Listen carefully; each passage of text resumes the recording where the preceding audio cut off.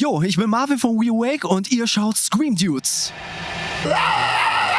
Man kann auch echt viel falsch machen. Das war so eine kleine Jugendband halt einfach. Da haben wir wirklich täglich geprobt und da habe ich gemerkt, dass ich mich so hart reingesteigert habe, dass ich angefangen habe, extreme Halsschmerzen zu bekommen und Kopfschmerzen jedes Mal, wenn ich anfange.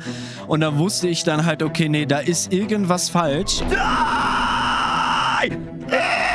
Eine gute Technik ist unabdingbar. Auch wenn ihr da Sänger habt, die sagen, ja, ach, ich mach das so und so und das passt schon. Nein, auf kurz oder lang zerstört ihr euch einfach die Stimmbänder.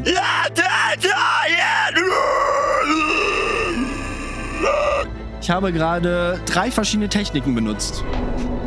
Und du kommst irgendwann an einen Punkt, wenn du das übst, wo du halt irgendwo stagnierst. Und wenn du diesen Punkt erreichst, dann denkst du, boah, ich hab keinen Bock mehr, ich möchte das nicht mehr machen. Aber wenn du diese Hürde schaffst und das überwindest, dann steht dir eigentlich die Welt offen und dann kannst du halt auch richtig reindiven in die Welt der Extreme Vocals.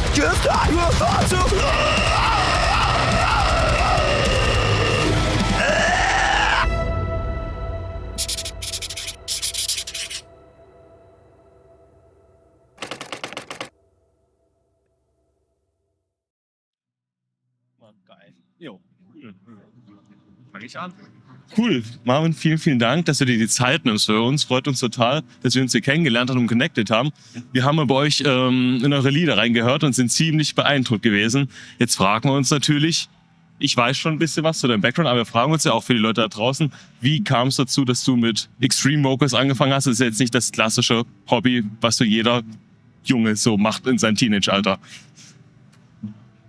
Ja, boah, wo soll ich da anfangen? Da war ich so ein kleiner 13-, 14-jähriger Bub und war schon damals sehr fasziniert so von der Metal-Richtung. Ich bin halt aufgewachsen mit Linkin Park, dann irgendwann zu Devil Driver rüber, dann irgendwann hat's angefangen, war ich auf meinem ersten Festival mit 16, dann so ging's dann schon in die ganz harte Richtung mit Suicide Silence, damals noch mit Mitch Lacker.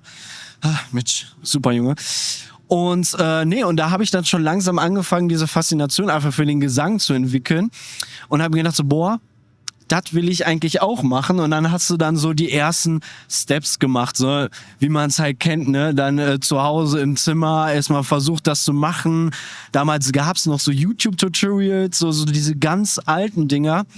Und ja, da hat mich dann irgendwie immer so ein bisschen rangetastet und irgendwie ist das dann so über die Jahre jetzt so meiner Passion geworden. So. Ja. Da muss ich nachhaken. Du hast gerade schon gesagt, dass damals YouTube auch so eine Plattform für dich war, um das zu lernen. Wer war damals in der Zeit so der klassische YouTuber gewesen, an den du dich erinnern kannst, oder YouTuberin? Und hattest du damals auch einen Coach gehabt, der dir geholfen hat? Tatsächlich, also an einen kann ich mich tatsächlich erinnern und das war der Sänger von Kill the Lycan, der hat den Channel Vocals. Ich weiß nicht, ob es den noch gibt, bestimmt irgendwo könnt ihr ja auch mal nachschauen, ihr Zuschauer da draußen. Damals habe ich dann damit angefangen, ne? Der hat dann die ganzen Atemtechniken erklärt, der hat erklärt, wie du die Anspannung im Brust machst und die Muskeln und so weiter und daran habe ich mich gehangelt. Und einen Coach hatte ich erst eine Zeit nicht gehabt, bis ich irgendwann auf eine Freundin von mir gestoßen bin, die war schon Sängerin in der Band und die hat mir dann mehr das Exhale beigebracht oder eher gesagt das False Called. Das hat sie mir beigebracht so und dafür bin ich ihr auch gut dankbar, weil das war so der erste Schritt in Richtung eigene Techniken entwickeln. Okay. Ja. Jo, wie lange machst du es eigentlich schon jetzt mit Scream? Wie viele Jahre? Also wenn ich das jetzt so mitrechne, sind es so 14, 15 Jahre. Okay, also du machst das nicht erst seit gestern. Was waren so für dich so die schwierigsten Hürden, die du nehmen musstest auf dem Weg zu deinen Screams? Gab es da irgendwas, wo du dran beißen musstest, bis du das wirklich drauf hattest? Ja, also einmal war es auf jeden Fall die Disziplin, dran zu bleiben, wirklich auch das Ganze wirklich fast täglich zu machen. Also damals habe ich es täglich gemacht, soll man heute natürlich nicht mehr. Nach neuesten wissenschaftlichen Studien ist das ein bisschen kritisch, aber damals wirklich jeden Tag dran zu bleiben, auch wirklich Bock zu haben, weil irgendwann ist es halt so, du kommst irgendwann an einen Punkt, wenn du das übst, wo du halt irgendwo stagnierst und wenn du diesen Punkt erreichst, wahrscheinlich kennt ihr den halt auch, dann ist es einfach super demotivierend und dann denkst du, boah, ich hab keinen Bock mehr, ich möchte das nicht mehr machen. Aber wenn du diese Hürde schaffst und das überwindest, dann steht dir eigentlich die Welt offen und dann kannst du halt auch richtig reindiven in die Welt der Extreme Vocals.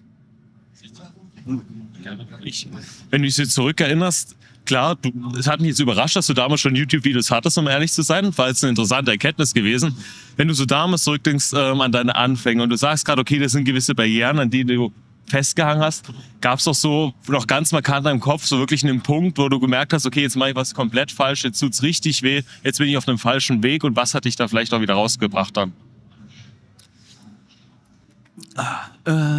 Ja, da habe ich es irgendwann gemerkt, da war ich das erste Mal in der Band, da war ich gerade mal so 16, 17 ungefähr und das war so eine kleine Jugendband halt einfach und da haben wir wirklich geprobt, fast täglich geprobt, weil wir einen Gig dann hatten und da habe ich gemerkt, dass ich mich so hart reingesteigert habe ins Proben, dass ich angefangen habe, extreme Halsschmerzen zu bekommen und Kopfschmerzen jedes Mal, wenn ich anfange und da wusste ich dann halt, okay, nee, da ist irgendwas falsch und da habe ich dann auch gesagt, so, ey Leute, wir müssen einfach mal kurz eine Pause machen, ich muss da nochmal in mich gehen, ich muss da ein paar Leute fragen, weil irgendwie stimmt da einfach was nicht. Also es hat mich wirklich eine komplette Woche ausgenockt, weil ich echt, ich habe mir da glaube ich echt was angetan so, ne? Also es war schon echt kacke. Also man kann auch echt viel falsch machen, ja.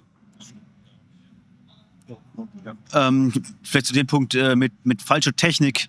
Du machst jetzt einige Jahre, ne? Du bist gut mit dabei. Wie wichtig ist gute und saubere Technik bei Extreme Vocals? Wir haben schon unterschiedliche Meinungen zu gehört. Was ist deine? Also, ihr Zuschauer, wichtig, jetzt zuhören. Eine gute Technik ist unabdingbar. Das ist egal, auch wenn ihr da Sänger habt, die sagen, ja, ach, ich mach das so und das passt schon.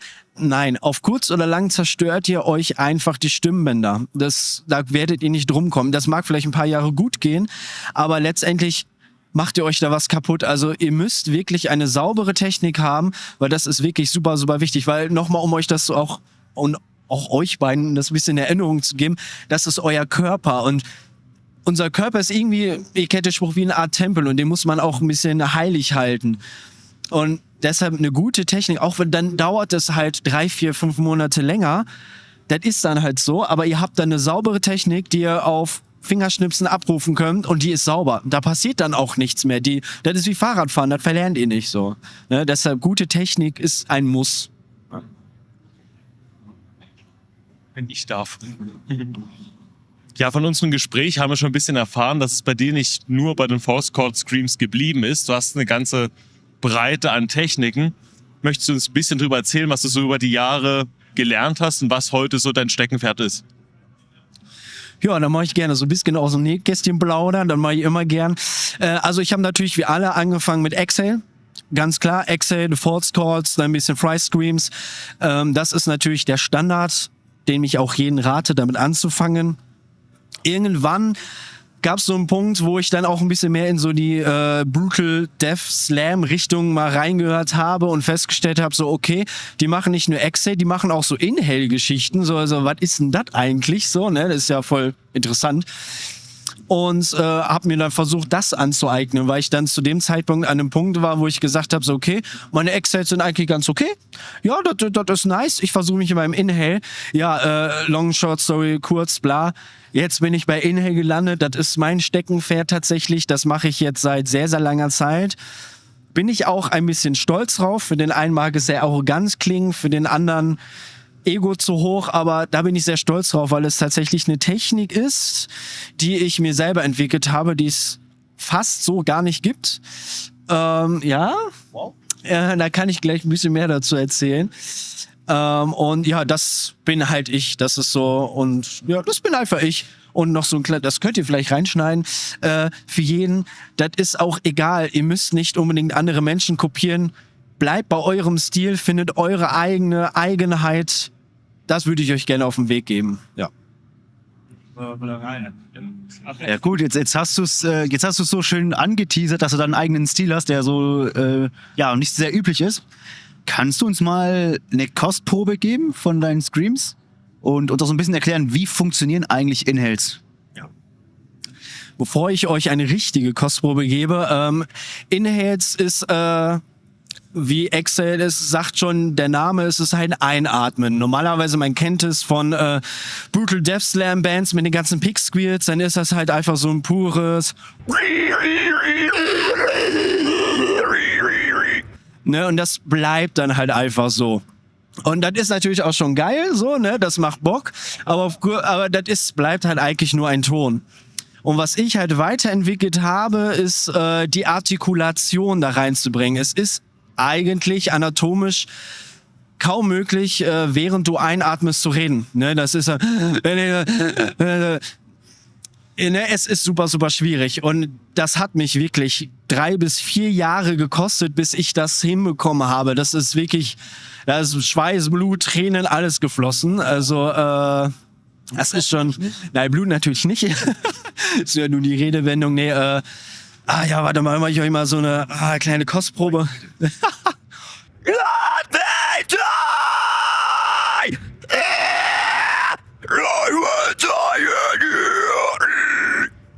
So, das ist so das, was ich entwickelt habe. Wow. Ja, vielleicht eine Frage an euch. Ich habe gerade 3 verschiedene Techniken benutzt. Ja. Die Frage ist, welche Technik, oder? Ja, welche Technik? Okay, ich habe... Also es war Kannst du jetzt es noch einmal machen, damit wir noch einmal mithören können?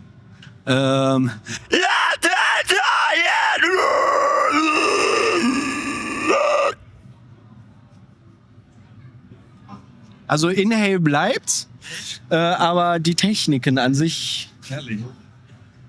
Ja, Also ehrlich gesagt kenne ich mich im Inhale gar nicht genug aus, um sagen zu können, was es für verschiedene Techniken da gibt.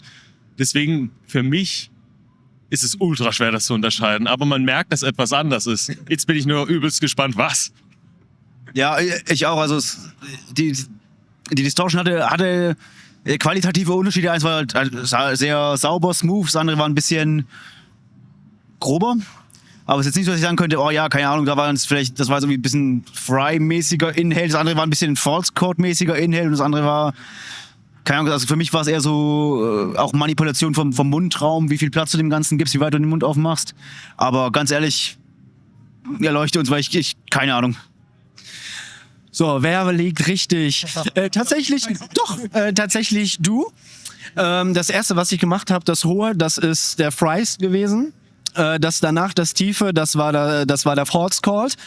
Und der dritte, das war tatsächlich das Mouth Shaping, die Mundmanipulation, wo du halt deine Zunge da machst. Ja. Kannst du uns Stück für Stück dann nochmal so ein Beispiel geben? Einmal Fry, Scream, einmal Scream. Ja, also das ist so dieser Fry Scream.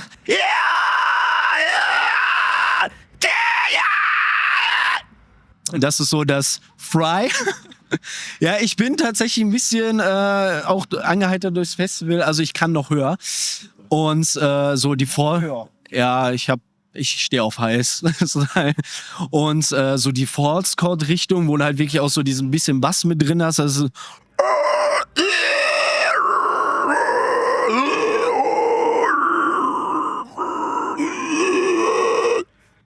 so, das ist so ungefähr das. Und diese Mundmanipulation, das Mouth-Shaping und das mit der Zunge, das ist halt einfach, der Zunge ist ja dein Filter. Und könnt ihr auch mal versuchen, ihr seid schon an dem Punkt, wo ihr das versuchen könnt, wo ihr die Zunge hier, diese Tunnels, sondern du kannst halt alles machen. Das ist nur, weil du den Mund bewegst. So, das ist, ja. Wie low kannst du gehen mit deinen Inhales? Wie tief kannst du gehen? Oh, schon etwas tief. Ich kann es mal versuchen, ich bin mir aber auch nicht sicher.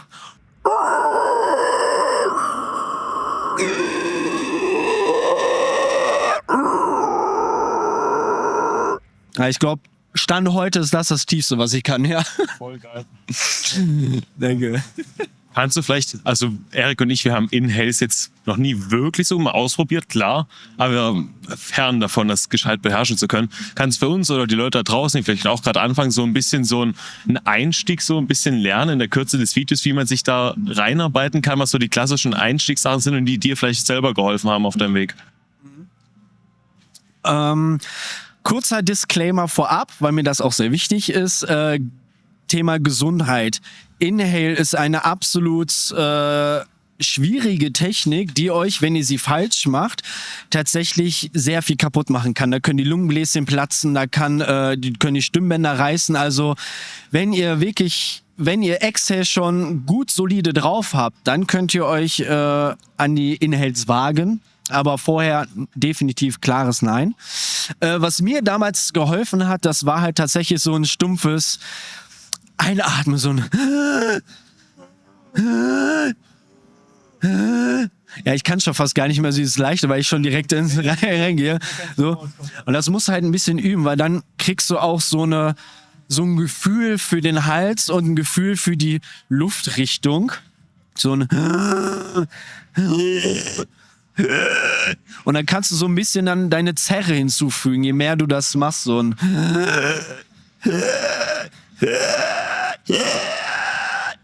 so, also muss man natürlich dranbleiben, aber mit Übung geht das. Ich hab's auch geschafft.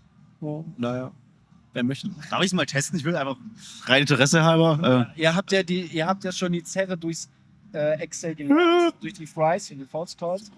Nee, nur. Ja, ne, also. Ja, das ist. Also, ne, False Codes. Aber das mit Inhale? Boah. Okay, ich will einfach mal testen, weil ich habe einmal bei Knocked Loose, Blinding Faith, hat eine Stelle einen Inhale-Scream, wenn ich es richtig weiß. Und den habe ich mal versucht nachzumachen, aber ich bin kläglich gescheitert. Vielleicht mit deiner Hilfe? Also.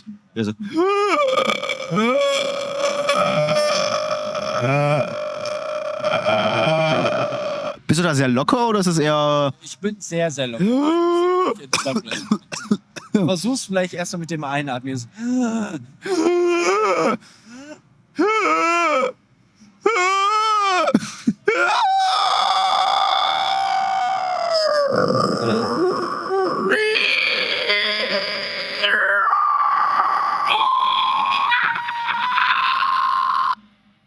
Das war schon... Das war... Ging wahrscheinlich auf dem Mikrofon beschissen aus. Das war besser, als ich gedacht habe. Willst du mal?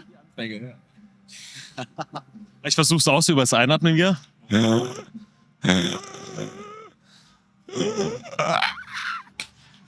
Ja, Es wird ein weiter Weg. Aber umso beeindruckender zu sehen, wo der Weg mal hinführen kann bei dir. Und ja, meine Frage ist jetzt natürlich an dich. Wenn man jetzt so viele Jahre das macht, so viele Techniken drauf hat, was steht so als nächstes bei dir an? Gibt es immer noch Techniken, die du erlernen willst oder verbessern willst? Was ist so dein To-Do, wenn man an dem Punkt schon ist? Also man lernt ja nie aus. Und ich bin ja auch ein Riesenfan von Will Ramos von Lorna Shore. Meiner Meinung nach mit Abstand der versatilste Vokalist, einfach weil er so viele Techniken auch kombinieren kann, aber auch einfach so eine glatte Konstanze hat. Oh, ja. Oder Konstante hat. Und ja, einfach, also ich bin halt so an dem Punkt, einfach nochmal so ein bisschen mein Tongue-Placement, also wie ich meine Zunge wohin positioniere, das ein bisschen mir bewusster zu machen und ein bisschen zu verbessern. Und ja, vielleicht nochmal ein bisschen mehr Bass reinkriegen. So und was noch? Ja, weiß nicht, vielleicht einfach, dass ich ein bisschen mehr Sport mache und meine Kondition ein bisschen trainiere, damit ich nicht sofort außer Puste bei 45, 50 Minuten Set bin, ja. Definitiv. Ja. Also man lernt nie aus. No. Kannst du uns vielleicht einmal noch ein Beispiel aus einem Song vorscreamen? Irgendwie eine Stelle, ein Teil, der irgendwie cool ist? So. Von uns jetzt? Ja, klar. Das ist, okay, ja. Das ist von unserem Song. Scheiße, ich weiß. Du kannst die Technik übrigens besser als eure Songs. Ja, Songs aber ganz kritisch, ja, weil ich verwechsel. Nee, das ist von unserem Song Out of Control, der letzte Part. Ich versuch's mal. Okay, gut. Wie gesagt, das aus unserem Song Out of Control, der letzte Part.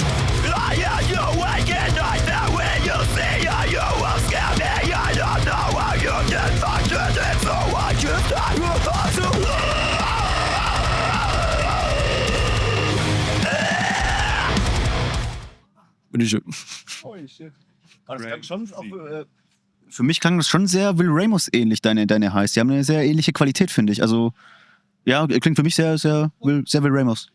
Ja, jetzt haben wir einen Song von euch gehört. Willst du noch vielleicht zum Abschluss ein bisschen erzählen? Wo findet man euch? Was steht vielleicht bei euch als nächstes an?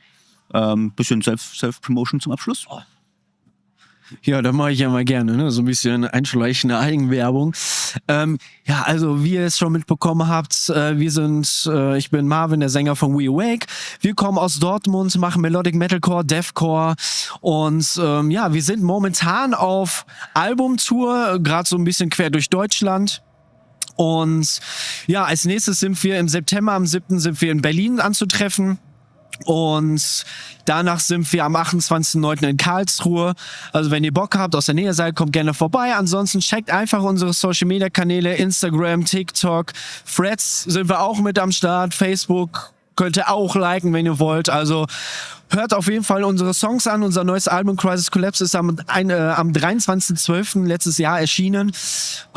Findet ihr auf jeglichen Streaming-Plattformen. Würden uns auf jeden Fall sehr freuen. Küsse gehen raus. Hast du noch was? Nö. Einfach vielen Dank, dass wir dich haben durften. Und wir freuen uns sehr, deine Projekte weiter zu verfolgen. Danke dir.